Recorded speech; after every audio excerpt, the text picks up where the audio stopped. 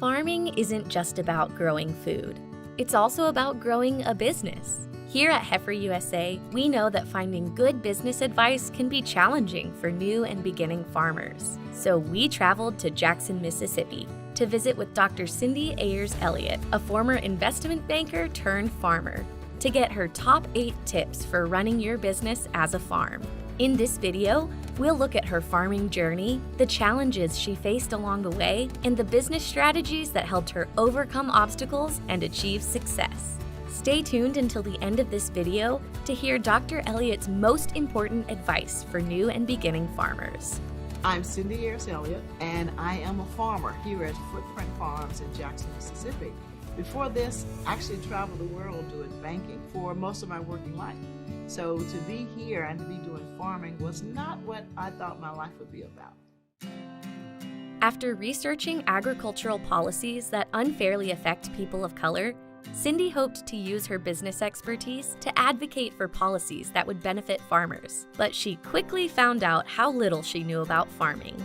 I was telling the farmers all over the country about these great programs that you can get into, and you can do this on your farm, you can improve your farm this way. And they looked at me and says, "Little girl, you know nothing about farming." Some have been farming 10 and 20 years. So I got very familiar and got in the trenches with them. During these last 10 years, I've learned so much about agriculture. It's been the best decision that I did make. Now, 10 years into her farming career, Cindy is the CEO of a thriving cooperative farm business that provides fresh food, community enrichment, and agricultural training to the people of Jackson, Mississippi. Oh, let me tell you about Footprint Farms. First of all, we are 68 acres. In the city, we are actually an urban farm. We grow a lot of veggies, and we do this with the sole purpose to help eliminate food deserts in our community and in our state overall. Footprint Farms has made great progress in providing healthy food to their community. But it all had to start somewhere. We asked Cindy to tell us a little bit about the early days of Footprint Farms and the lessons she learned about structuring her farm business.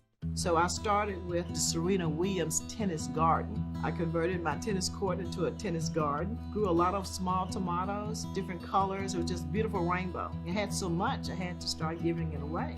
Once I decided I'm going to do ag, I'm going to do farming, I'm going to do this. But what I did first was to develop a full plan. You have to have something on paper, written down, of where you think you want to go. So you can be looking at that and building toward your end. While creating a detailed business plan, Cindy suggests performing a self-assessment to determine your resources, your goals, and your path for continued growth. That self-assessment, I don't care if you've been in business for 1 month or 20 years. You need to be looking at everything it takes for you to get from seed to sales. The land that I have, am I utilizing it the correct way? Am I doing things to make sure it's still going to be good for next generations? It's so important to have a good financial structure, and you have to start by having a good accountant. Getting your business plan is one of the greatest things you can do, and it will truly grow your business. After completing a self-assessment and hiring a good accountant, it's crucial to find the business structure that works for your farm. For Footprint Farms, Dr. Cindy chose a structure that allows her team to grow both food and farmers. Well, Footprint Farm is unique. We never do anything ordinary. We actually lease to our farmers an acre of land, a whole acre for $1. And we work as a cooperative, so everything goes under the umbrella of Footprint Farms. So when I lease to any other person, they have the same access to everything that I have. I truly believe that our future as farmers is to bring in the next generation and use those talents that they have. So for Footprint, all our labor is done together. If we plant one tunnel, we plant them all. We do it together. So the money is being made by all of us, and everybody shares in that profit. We have 5 farmers that actually have space here on the farm, and they're coming in and learning the business of what we do. We have Danny Murray, and he's from Jamaica. A lot of food that we never thought about growing traditionally here in Mississippi, we now grow, like callaloo and sorrel.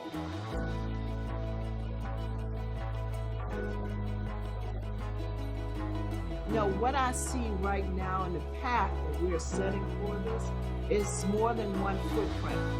I want my farmers to be ready in the next 5 years to have their own farm, 10 other farms, and they're doing well. And they're addressing the need for food in our community. Being a woman of color, being a black woman in Mississippi was a challenge for the acceptance and the opportunities. Even when I go to purchase tractors, I get the salesman looking at me strangely, like, "You a farmer?" Yes, I am. I am, and I'm proud to be a farmer. But I go in so I can help break some of those stereotypes. I'm going in specifically, this is what I want to look at. And I've done my research on it. They have a whole different approach after speaking with me, and they look at me a little differently afterwards. And yes, I go in with my pearls. We have to break those glass ceilings of what a farmer's supposed to look like and who you're supposed to be and how many acres you're supposed to have. And usually it puts you at a disadvantage being a woman of color. That's the reason we have to look at being at the table when policies are written and to change some of the ones that are out there right now. Dr. Cindy's story illustrates a pivotal message for new farmers. Learn agricultural policy and advocate for small, locally owned farms. The more I researched, the more I found, the more policies I did. I said, okay, I can do it, you can too. Dr. Cindy's years of experience in investment banking taught her profitable, sustainable growth strategies, which she used to build her business at Footprint Farms. Her best tip for farm finance? Use your resources. When we're talking about finance, it's very important that you know what funds are available to you and to apply for them. You also need to be looking at the availability of programs. So there's a lot of areas, there's a lot of organizations, there's a lot of farm groups that are out there now. And some of the places you can go to, of course, is your USDA office in general. Go to some of your community-based organizations. Go into your universities, especially universities, and see it's not just loan money that's out there. There's a lot of practice dollars. For instance, fencing. There's money available for fencing. There are high tunnels. A lot of our high tunnels for our farmers is a part of USDA NRCS. Natural Resource Conservation Services is one of the agencies that you definitely want to work with because they're responsible for taking care of the earth, the land, the water, and the air. And that's what a lot of farmers do, take care of all of those. A lot of money is out there to help, but you got to know where it is and how to ask. Another way Cindy and the folks at Footprint Farms utilize their resources is by creating multiple revenue streams to grow their operation and provide more services to the community of Jackson. We looked at different avenues to open other possibilities for other revenue. The farmers markets is great. The food boxes that we pack with veggies that we grow, aeroponics, hydroponics. Look at that as revenue. We love agritourism. In running a business and utilizing your space, you should be very creative. This is our event tunnel. This is where we do a lot of family reunions. We've done some weddings, some birthday parties. For us, this has been a moneymaker. The other great part about this is good for bringing the community together to actually be on the presence of where your food is coming from. So hopefully you can appreciate it more, but also look around to see it's truly grown right here in the city of Jackson. More young people and more people in general need to know where the food comes from, but not just to say it comes from here, to be able to see it, to come and walk it, and to look at it as the trees grow green and produce fruit. To be able to put your hands in the soil and get that seed and plant and come back and see it growing. That's a metaphor that's real. It's the belief that we can do it ourselves and we can make a difference for our community. And at Footprint Farms, community is everything. Cindy has been a staple in this community for so many years. What she's done out here for the community of Jackson is way bigger than just having a farm. But one of the things that's truly is important is developing relationships with your community, with your schools, with your churches. For me, being an Alpha Kappa Alpha sorority incorporated woman opened up a lot of other doors. So your organization groups makes a difference as well.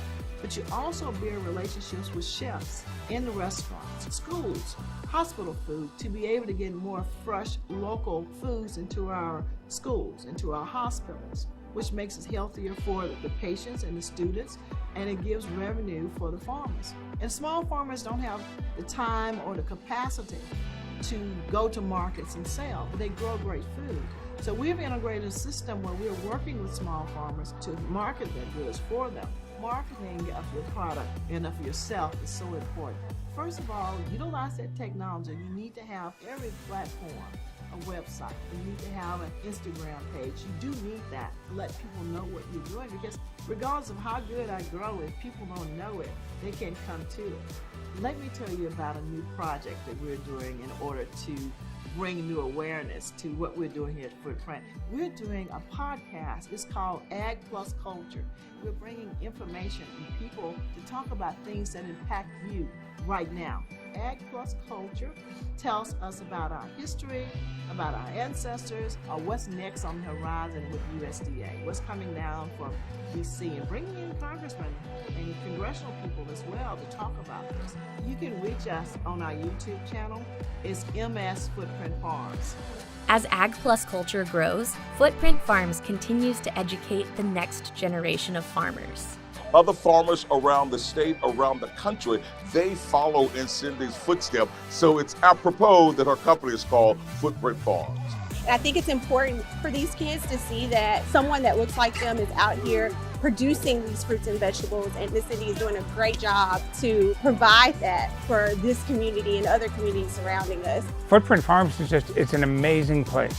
It really is much more than a farm. It's a community development center. It really is.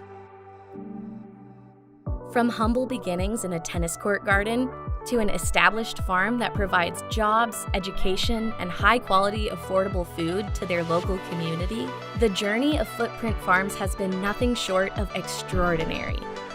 So we want to know, what is Dr. Elliott's most important piece of advice for new and beginning farmers? So if you're thinking about becoming a farmer or ag producer, understand what farming is. Make sure you have a plan and you weigh this out. But I encourage you to be open to new ways of farming, to bring healthy foods for yourself and for your community, and make money as well.